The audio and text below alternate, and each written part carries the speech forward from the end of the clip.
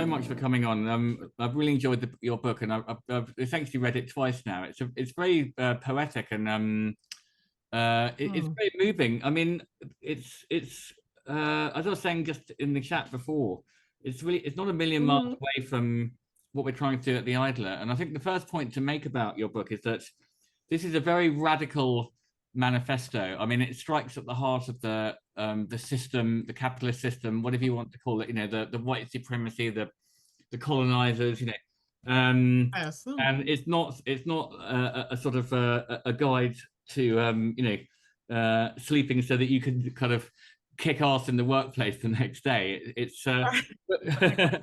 but where's this, and also you got some lovely stories about your family. But perhaps you can tell us about your dad, because he's an important figure in this, in the development of your ideas. Yeah, he's definitely an important figure. My dad, so cool. What an amazing person. He kind of had a mix of so many things. He was actually a union organizer. I don't talk about that in the book at all, because that was one of the many things. He was an activist, definitely. Also, he was a preacher. He was a pastor of a church.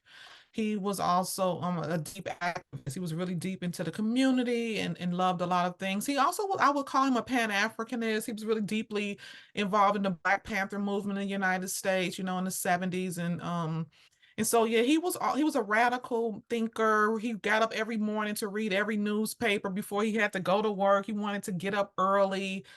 And I Mm. say in the book, I would ask him, why are you up so early? They worked way, way later. He said he wanted to get up and be human. He wanted to feel and have his time and reclaim his time as his own. So he would sit and read and pray. He had a beautiful library. When he transitioned and died, I was able to get all of his theology books and all of his books, and some of his handwriting is still in the books. And so I really get to still dig into his thoughts sometimes reading his books. But yeah, he was the one who really put in me these ideas of radical community and radical thought. He told me from a very young age what I would be up against as a Black young woman in America. But he told me that it was all a lie. And so I was so happy that he framed it from a very early age, like 8 years old. I remember him taking me to the side and just being like, you're going to be hated in this culture because of who you are, what you look like, you're a woman, but all of it is not true. You are a divine human. It's all false. So he was always feeding the idea of what they're watch and observe what the culture is doing and do the opposite of that. Because what they're doing is centered in a deep place of looking at people like not human. And so I really love that. And he really was the center of a lot of the work. A lot of me thinking about going to seminary when I went to study theology was really in a lot of ways, I think, trying to connect with him. I never thought I would study theology, have a public health degree.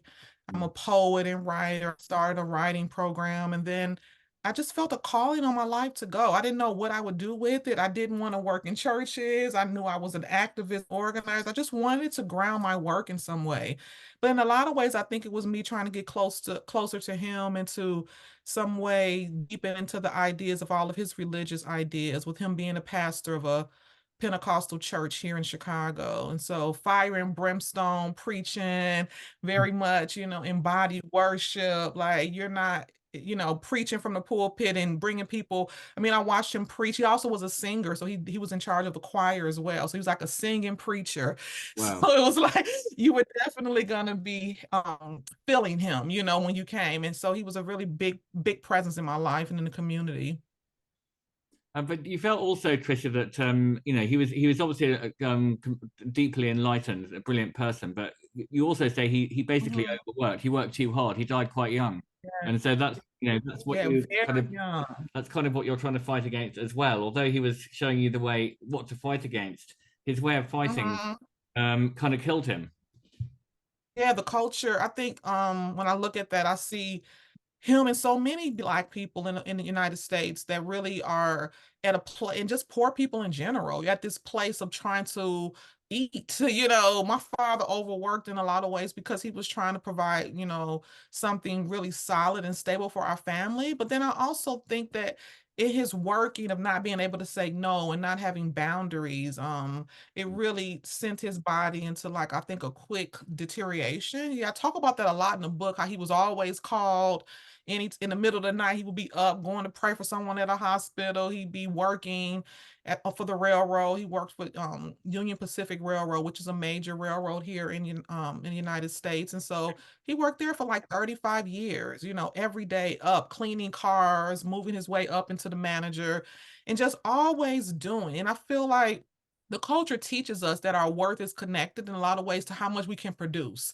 Our productivity sits at the heart of how we feel about ourselves. And so it was very interesting. At the same time, he was telling me, you're divine, you're a human, you're gonna be, this culture sees you this way, but you're not that. At the same time, he was caught up as a Black man in a culture trying to push against the systems, trying to make a living, bring himself out of poverty. You know, Yeah. I'm the first in my entire family to go to college on both sides. And so, you know, they were just working class people working in the factories and steel mills of Chicago and blue collar to the bone, and really trying to make a way in a culture that made it really difficult. Yeah. Mhm. Yeah, and so in a way, you say that it's the same. I hear from Black families in the UK, Mhm. immigrant families. You know, they tell their children, "You've got to work 10 times harder than everybody else." Yes. Um, Yeah. and so but at the same time, you want to kind of resist the work ethic, the Puritan work ethic. I think it's particularly ferocious in America. I mean, I mean, the Americans kind of invented the work ethic, didn't they? Firstly, well, it was the pre-Americans with the international slave trade, which you say was kind of like it was a sort of pre-capitalist invention, and it was a kind of systematic way of exhausting people for profit on the Mhm. other side of the world. And then, okay, slavery was abolished, but you know, the work ethic is still there. They're still trying to exhaust everybody. um, Mhm. through the sort of greed. Totally. Yeah, I talk a little bit, and I really make that very clear in my book that capitalism and the system that, you know, this culture is thriving on was created on plantations. It was created on the backs of enslaved Africans and also on indigenous people. And so I think when people shift into that and start really looking at this, it's this historic examination. So the work really started with a historic examination of course, yes, my body was so weary. I was so tired. I was literally spiritually and physically killing myself at the pace that I was attempting to keep up with. But then Mm. at the same time, I was studying all the things around, like you said, the transatlantic slave trade, and then chattel slavery here in the South in the United States. And so all of those things just came together as this like brilliant cocktail of ideas for me to be like, wow, the system really does not see bodies, specifically black bodies, poor bodies, as humans. And I think the same energy of capitalism that started that energy is what's driving the energy today. And so I think I knew immediately that this would be a global movement, even though it comes out of a lens of Black liberation, out of the history of the transatlantic slave trade. The system itself wants all of us working 24 hours a day. Like the more you can produce for us and make us wealthy, it doesn't matter who you are, what you look like, just keep going. How old you are, like what Yeah. your body can and cannot do, like please keep going and go more and more and more, make us more money. When you look at corporations and the idea of the work day and how much people are getting paid for wages. And so the entire system in itself is really running off the idea that bodies are not divine, they're not human, they're just here for a tool for production. You know, when you think of profit over people, like the really center idea of capitalism. And people are just sort of completely exhausted, aren't they? I mean, but Yeah. it must be a difficult thing to do. We've been on a similar mission in a way at the Idler for the last 30 years, you know, sort of fighting Right. against work ethic and fighting for some kind of freedom, encouraging people to rest and sleep, and get the balance better. Because in this race, there's only sort of, 100 people in a race, only one of them's going to win. And that's 99 losers. It's not a very good system as far as I can see. But have you had any sort of, when you put these ideas out there, have you had Mhm. any comments from Black community saying no, Mhm. are you, you're retreating, you're backing off from the problem, you're not sort of politically engaged, just by telling people to I'm just saying that because that's the kind of attack that we might get. um, Mhm. you got to get involved, you got to work hard Yes, of course. to Yeah. overthrow this system. Yeah. Yeah. People just, I mean, I started really kind of experimenting with the idea personally in 2014. Okay, And yeah. then in 2016, when I started to like kind of launch it, you know, very small here in Atlanta, just the idea of it, people just could not comprehend it. They're like, wait a minute. People were really literally looking at me and telling me, no, I like to grind. I like overworking. I like getting things done. I don't want to rest. Who would ever want to nap? Napping feels like I'm wasting time. Like they would look at me and be like, that sound whatever good, but I like the feeling of overworking. I like the anxiety of it. Like people were really like deeply in this idea of loving grind culture, loving the idea I'll sleep when I'm dead. I want to produce. I want to make it. I want to go. And so it was very hard for people to comprehend it. The idea of me saying we can slow down. People would look at me and say, so what do you mean I have to take a nap? If I take a nap, then I'll be homeless. And I'm like, wow, that's the binary we're on. Like Yeah. either relax a little or be homeless. Like there's a whole nother like thing. There's more things that in the middle. Why are you on such this huge binary of such obvious, like that is not true. They just felt like Yeah. they could never stop. And so it's really a mental and spiritual unraveling. I think it really goes deep into the idea of people looking at themselves as worthy right now, of knowing that they are enough right now. So this work has so many branches to it.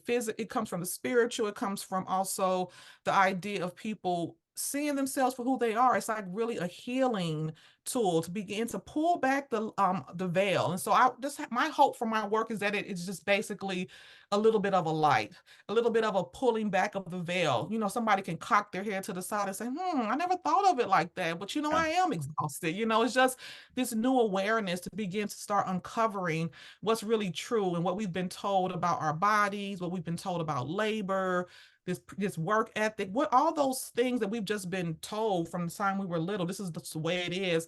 Let's begin to like see, let's try to flip it on its head a little bit. Let's begin to uncover and discover, is that really true? And are there other ways? And I totally believe that another way is always possible. Any system that's been created can be uncreated, and every system Yeah. is here, you know, needs to be examined. So There's only yeah. one weird system in the history of, like, you know, thousands of years of civilization all the way around the world, and you know, it's a brutal one. Um, Mhm. It's a good word, brutal. Yeah, totally like that word, brutal. I call it violence. You know, it comes out of this when you study chattel slavery and the history of slavery, and I'm down here in the South, so I was able to really get my hands deeply into a lot of research yeah, because this is kind of where the root of it was. Mississippi is next to us, Alabama, Georgia, where I'm at. And while I was studying the history in graduate school, the brutality of it, what they were doing to automate a body, how far could they push a body, the experimentations of could someone work 20 hours a day without stopping? You know, could the people on these plantations work 21 hours? Like how much do they not have to rest? And I found very specific historical archival information where they were pushing bodies 20 hours a day. Women were having babies in the field in the same day they had a baby. They were back picking the amount of cotton that they had to pick, 500 pounds every day, which is like feet and feet tall. Like just the brutality of, like you said, looking at what a body can accomplish and how you can push it into the brink of death in some way. And so yeah, I think I love to uplift the idea of violence. And when I talk about people saying burnout, they always claim burnout as to be this thing that's just normal and natural. And then I did a workshop a couple days ago, and I told the people, instead of saying you're burnt out, what if you said I've been traumatized by capitalism? How does that feel? yeah, yeah, Does that yeah, somebody just held her heart. She was like, oh my God, I keep saying I'm burnt out, but I'm actually feel trauma in my body from how I'm pushing it. There's yeah. deep trauma here. And so I think it hits people in these ways that really begin to surprise them. And that's great. And to give Mhm. people a different language, that's actually sort of more empowering, stepping outside the kind of conventional terms for these things. Now, what do you think, Tricia, about the Yeah. I mean, this, you know, rest is resistance. It's about what we can individually do, and you know, it's Hmm. about taking naps, but it's about something more than that. It's about a kind of mental attitude or a switch, I think, probably. But what do you think about the sort of wider Yes. scene? I mean, do you uh, Mm. what do you think about political solutions to these sorts of issues? I mean, Yeah. I know that Mhm. the work ethic is particularly brutal in the States, but maybe things are slightly changing. Here, people tend to work at home on Fridays. In some areas of life, there is a kind of move to a slightly shorter working week. Even President Biden talks about it, I think. Yes, 4-day week, totally. The 32-hour, a 4-day week. Yeah. So how do you see hope out there, and do you think there are some political solutions, or is it all down to us individuals? Yeah, I do. I really have been following, I think, the policy changes. I tell people I do follow them, and I believe that policy changes can in some way help. I have been following the 32-hour work week, the 4-day work week. I just saw that there was a bill passed in Australia where it's called the disconnect bill, where you couldn't be contacted after work hours by your boss, like you like no weekends, no after work. And I also know that you guys take some really beautiful long holidays there, like the way like literally, and you don't explain it. Like my book agent is from the UK, and just when she's off and she's gone, it's just like I'm out of office. Literally, there's no more sentences. And then you look at it like an American, it's like this long sentence about I'm on break, I have to do this, I'll come back, I'll call, like they have to keep explaining. But you guys do real holidays in the summers, and I just think about the different systems that could exist. And I really, because I'm coming from a place of deep history and looking at the my ancestors and as a blueprint, I really have been taught also by my father, who was like deeply into the Pan-Africanist movement, that at some point you can't wait on the systems. Yeah. That I want them to You'll come be and waiting a long time if you wait for the be system. waiting a long time. And so what can we do to collectively begin to deepen into community care? And so I talk a lot about the idea of community care, collective care. And I think that comes from my dad, who was a union organizer for the electrical workers in Chicago, and growing up that way, that we really just have each other, like we won't make it out of this place alone. And so I would love to see a 4-day work week. I would love to see more policy created for personal time off. They're just passing something right now that's happening here in the States, where they're trying to make it where you have a specific amount of personal time off each year, and also maternity leave for parents and people who have children. So I'm always keeping my eyes on the buttons of that and trying to see what's going on, but I'm not waiting. And I think that we as individuals and then we as community are stronger than what we really can imagine, and the power of really community and collective care. Thinking about my ancestors who weren't even seen as humans, who didn't even have autonomy when they were enslaved, and they still said no. They still said, okay, we're not going to wait until you free us. We're going to create our own systems. We're going to maroon. We're going to become fugitives. We're going to still have babies and create music and still like be in deep, deep community and collective care with each other so we can survive. And so I really deepen and really am uplifted by the blueprint of that, of the subversive trickster, Who was escape artist. what was the movement that you mentioned that you came across? Did you say it was the Maroons or the Maroons? Yes, yeah, that's amazing. Maroons. That's an incredible story. I never knew about that. It's not widely. No, it's not. People talk about the Maroons in the West Indies, so the Maroons in Jamaica. You can find a lot of information about the people, but they never talk about the ones in North America. And so I was able to uncover that these people were leaving plantations and never being to be seen again, and they were not fugitive. They just created these other third spaces, these spaces in caves and in swamps. And so it's really, it blew my mind when I learned about they were living for 15 years having babies and were getting help from people who were on plantations. This whole like connected network of people being like, nope, I'm jumping off of slave ships. When the slave ships were coming to port, they were just jumping off and just being like, I'm free. And then I love, the Underground Railroad and Harriet Tubman, and the idea of being an escape artist and a trickster and finding ways to reclaim our power now and not waiting. And so that's what really excites me. And I really think the light and the energy is there. Now, what about your grandma? Tell us about her, because there's lovely stories there as well. Yeah, I love her. My grandma Aura. Yeah, she is amazing.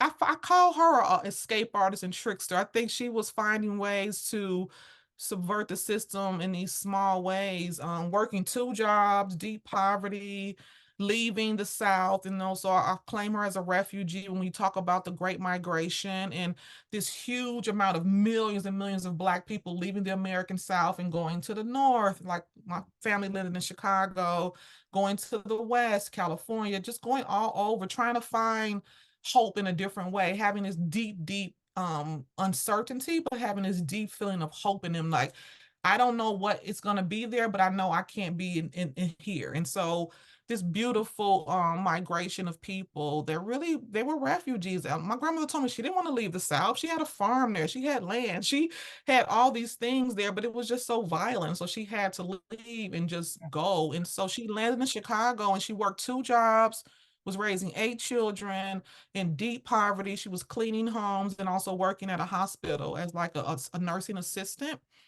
I'm really doing all of the cleaning. And she would come, she was have her uniform on, she would come in between her 2 jobs, and she always sat every single day and rested. She Mm. sat on that couch. It didn't matter what was going on. It could be a party happening in the room next door. It didn't matter. She was gonna hold space and hold court for her body to listen. And so she would close her eyes. She wouldn't, it was probably, she wouldn't call it meditation, but I would call it meditation, but she would call it that she was just resting her eyes and listening. She just kept saying, I'm listening. I'm listening to God. I'm listening to the universe. Sometimes she would just say, I'm listening. And I'm just wondering, like when Dr. Mark was talking about this liminal space, this portal, when people go into these rest moments, these sleep moments, like what is happening? What downloads are you receiving? What are you able to gain, almost in this dream space that I call it. And so I love that I was able to watch her in motion, because a lot of people tell me I don't have time to rest, but they actually type that to me on like long email threads or, Yeah.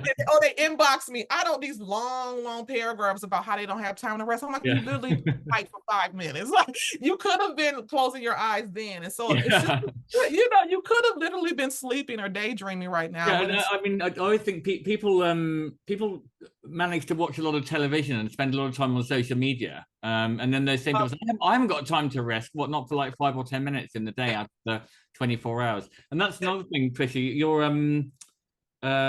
You're very critical of social media because, as you said, yes. it's like, yeah, people can communicate via it, but its basic purpose is to kind of it's hypercharged capitalism. It's to sell us stuff that Yeah. you know we don't want, keep us grinding. To keep us on there as long. Have you ever been on TikTok? Like I haven't been on TikTok, but I got on, and it the way it moved and the way it's designed is so much quicker and faster than I think IG or even Twitter now. And it's just they really want it. You turn around and you've been on there for 6 hours. Like the design and the scrolling of it just keeps you on and on. The longer you can be on, the longer you can be marketed to, and you can buy. And so yeah, I'm very critical of social media. I name a lot of different research and reports that I've read around what social media is doing to us mentally, specifically to young people. Really, young people are like having social media addiction. It's really affecting our mental health. It's affecting our time to be idle. It's affecting our time to have leisure. It's affecting our time to daydream, to go sky gaze, and look at the clouds, to slow down, to connect, to listen. And so I think I see it as just as an extension of capitalism. I know that the tech tricksters who created it were not saying, I want to create this so I can make sure people can talk to their grandma. No, they were like, this is a money grab. Like I can get people to. So we have to just remember the nexus of things and be mindful of it, Yeah, detox from it and have like tools to get off of it sometimes. yeah, I think that's so right. If you understand these things, then you Hmm. can get detached from it, and okay, you can do it a bit, but you understand kind of actually what it actually is. What its nature is. Yes. You to understand it better, and then sort of not be addicted to it.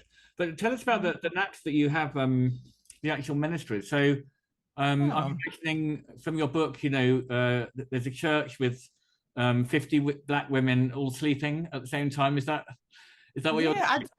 yeah, I've been doing these collective, like that's the heart of the work. The work is not the IG page, it's not Yeah, necessarily the framework that I created later, but the work was really, like I said, me just being a community organizer and seeing how quickly I personally experimented with rest on my own body when I was in graduate school, and I just started sleeping all over campus. And quickly things began to make sense for me. Quickly, I see my body and my headaches that I was having and just all of the things that I was stressing about, they began to like make sense to me. And I was like, wow, this is really quickly happening and changing my body. The fact that I was just resting with no abandonment. I was like, I am going to lay down on this ground. I'll find a place to sleep. I didn't care. And so I thought, well, maybe if I'm doing this, how could it help others? My mind went straight to being a community organizer and thinking, how could I open up the space so that we can collectively experience this together? And so I just started with like yoga mats that were donated. I got blankets donated from my mom, washed them, and just like started just laying out yoga mats and blankets wherever people would allow me to come. Like we've been in spaces all over. Yoga studios outside, parks, basements of churches, churches themselves, schools, wherever we can find a clean floor, I was laying it down. Sometimes one person would show up to the nap events that I did, sometimes 40. We've had some as large as 500, you know. I mean, so it didn't matter. When I first started, it was just, I want to hold a space where people can come and collectively experience a restful moment with people in community, because there's others like us. There's others who are exhausted, who haven't taken a nap in 10 years. People be waking up and be like, I haven't had a nap in 10 years. Like, I don't even know what it feels like to stop in the middle of the day to like rest like this. People were telling me it feels like I'm back in kindergarten, you know, when you're like in primary school and they have nap time for the babies. Like they were taking a nap with other people since I was like, Yeah. oh, it was like these moments for us to like hold space for our collective exhaustion. And then people will Wow. wake up and listen to music. And so we've done hundreds, thousands now all over the world, really. We just did one last year in Australia and in Amsterdam. And that's really the heart of the work, is having people to collectively rest together, to collectively share space and silence together. And so those are my favorite things and what really holds the work together. So The how community. long would one of the sort of nap ministries take? I mean, how long do Mhm. people actually sleep for? Do they sleep for sort of 10 minutes or an hour or No, they sleep for like I would say 45 minutes to an hour. You know, like that's okay, really good sleep? Yeah, yeah. yeah, 45 minutes to an hour. We and then but I've had some events where I cannot wake people up. Like I've had some events where people have slept, it's been 3 hours and they're still sleeping. They I'm were like, so oh quiet. yeah, they were so tired. And so, but we host them. They're usually about 2 hours, an hour and a half. People have Okay. that moment to have tea, relax, listen to music, and then they wake them up and have like a nap talk. We kind of share dreams, share our discoveries. People will share things that happened to them when they were sleeping. Sometimes people have the same dream. Sometimes they Wow. have, like you said, Dr. Mark said, they visitations, they share about like what it felt like to be in a space to sleep. And so we all offer that moment to have education around the restless resistance movement, for people to speak with each other and to kind of like deepen into the idea of us doing this collectively. So yeah, it's just like an open space. Sometimes people don't sleep at all. Sometimes they just lay there with their eyes closed. And Hmm. they said, I just meditated the whole time. So, you know, some people will just listen to the music. We usually have live music or either recorded music there. We have musicians. They sound absolutely fantastic. I mean, and it's such a luxury. It's such a pleasure to sleep. And as you say, it doesn't really have to cost very much money. I mean, you don't have to go on a holiday. No. You don't have to go on a sort of another point you make, which is brilliant. You don't have to kind of spend a fortune to you know when people say, "Oh, I really need a holiday," uh, Treat. Yeah, you don't have to yeah, yeah, spend all that treat, money. yeah. No. No, it's not you're not commodifying the nap, is what I'm trying to say.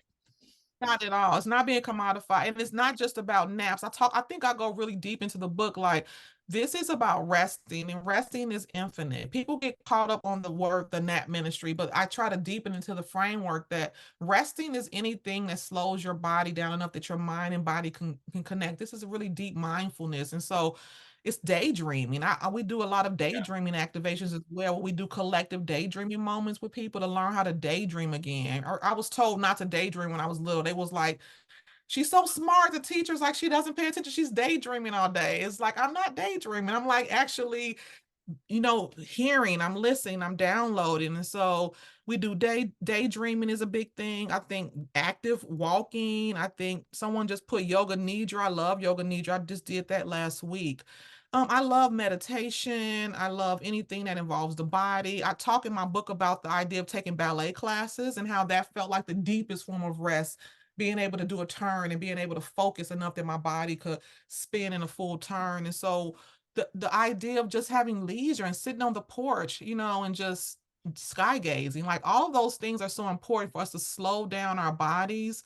We're so traumatized, our bodies are so disconnected, there's so much anxiety, trauma is held in the body. And so the somatics of this work also looks at the idea of having boundaries and not being attached to like email, not letting technology bully you around. Just because someone texts me, you have to text them back immediately. You don't have to be online all day.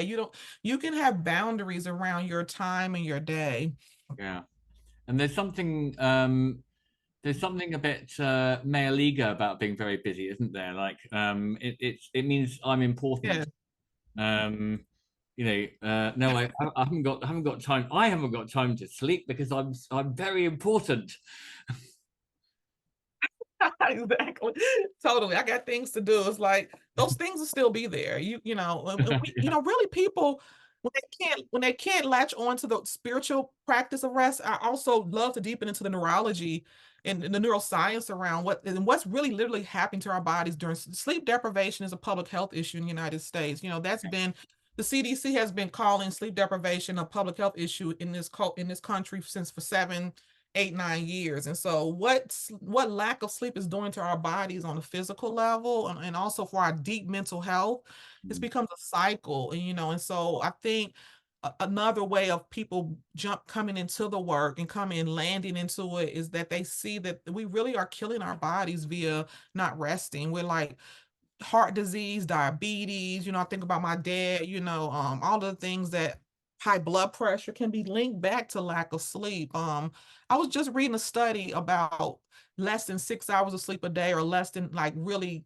good quality REM sleep can really begin to have the body begin to deteriorate into cancers and all these other diseases. And so the science and the biology and what's happening to our brains when we don't rest is definitely something that we need to look at and really need to see ourselves as it being a public health issue.